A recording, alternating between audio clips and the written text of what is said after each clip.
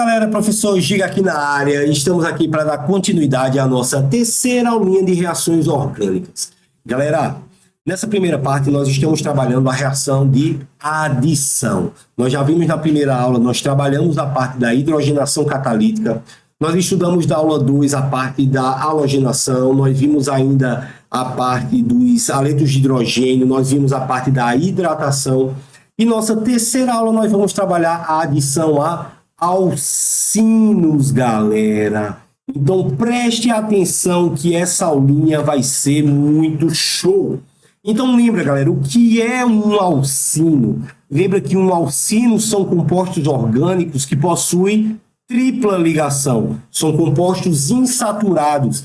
E lembra que a tripla ligação, ela tem duas ligações do tipo pi e uma ligação do tipo sigma. E lembra mais, a ligação pi é uma ligação extremamente fraca.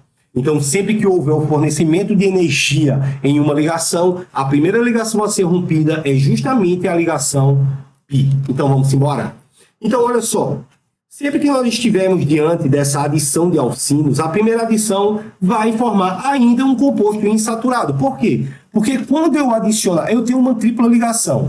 Então, a primeira ligação a ser quebrada é uma das ligações pi. Então, na primeira adição, eu ainda vou formar um composto insaturado. Olha para cá. Nós estamos diante do etino. Olha para cá, o prefixo para 2, et.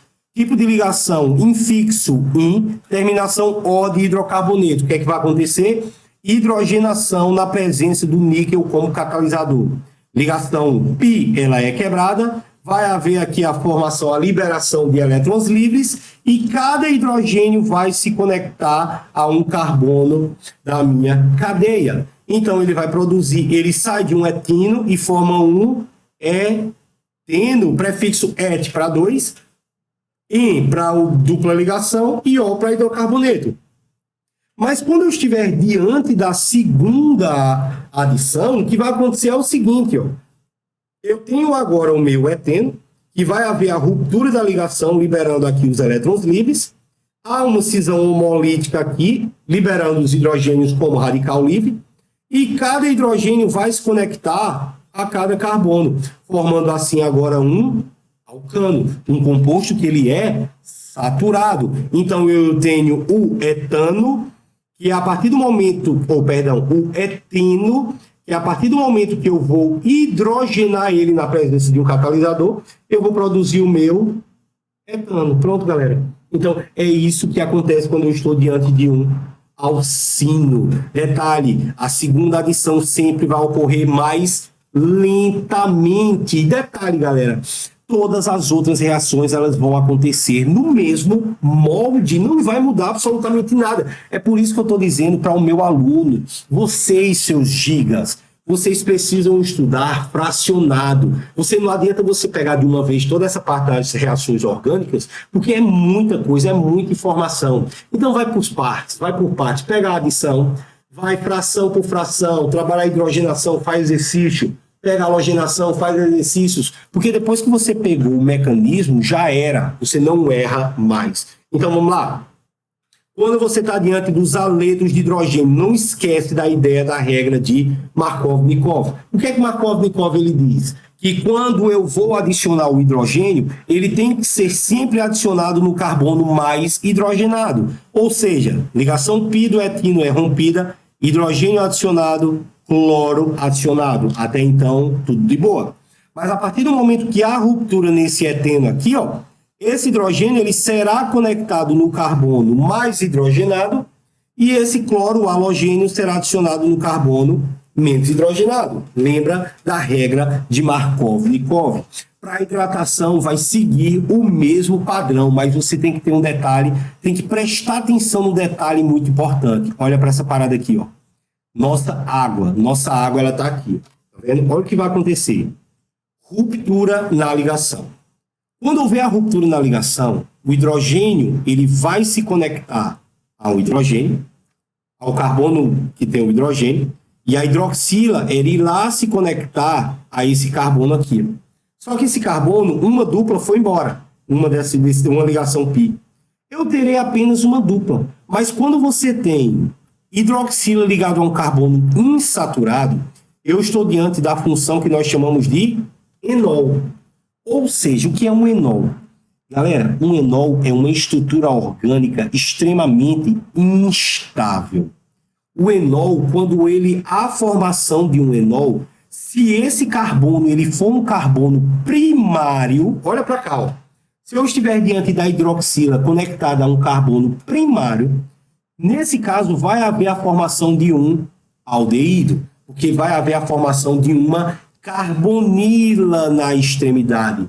Isso é o que nós chamamos de equilíbrio aldo-enólico. Aldeído se converte em enol e enol se converte em aldeído e vice-versa. Ou seja, sempre que você estiver diante da hidratação de um etino e esse etino você for adicionar, na verdade, sempre qualquer um das hidroxilas, qualquer um do carbono que você for adicionar à hidroxila, sempre vai ser o carbono primário, porque eu estou diante de uma estrutura apenas de 2 carbonos. Ou seja, se for uma estrutura apenas de 2 carbonos, então sempre eu vou produzir o enol. E sempre o equilíbrio desse enol formado vai ser um equilíbrio aldoenólico. Por quê? Porque como a hidroxila está no carbono primário, haverá a formação de um aldeído, ou seja, a carbonila estará no carbono primário. Show de bola?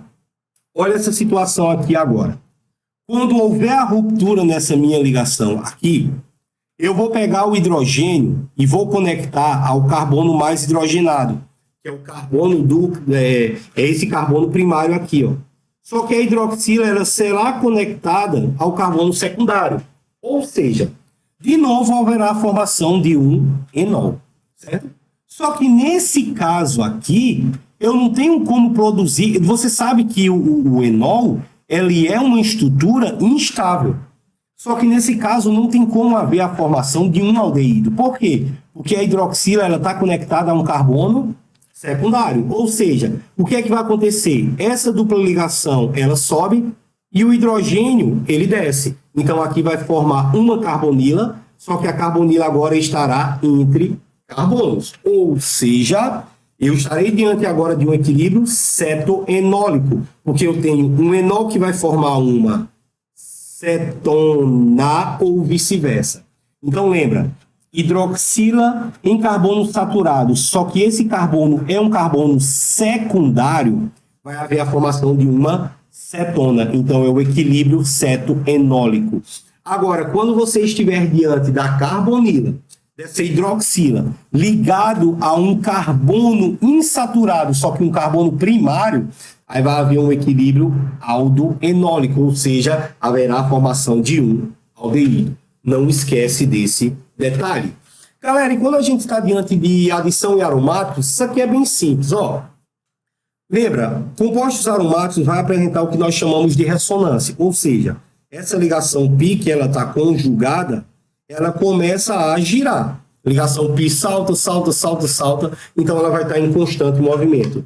Então, só é possível a gente realizar adição e aromático se você estiver diante de condições especiais de temperatura e de pressão. Ou seja, é muito mais fácil você realizar uma reação de substituição, certo? Em aromáticos, do que uma reação de adição. Detalhe, viu?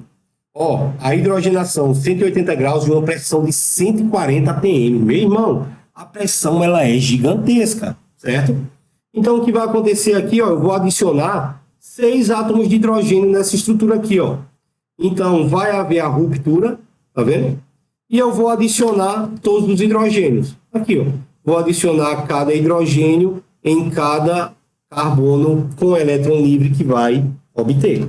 E se eu quero fazer uma halogenação, vai seguir o mesmo padrão, ó. Ruptura, elétron livre, elétron livre, elétron livre. Como eu estou diante de 6 átomos de cloro, eu vou adicionar um cloro para cada carbono. Então, galera, isso é a adição em aromáticos.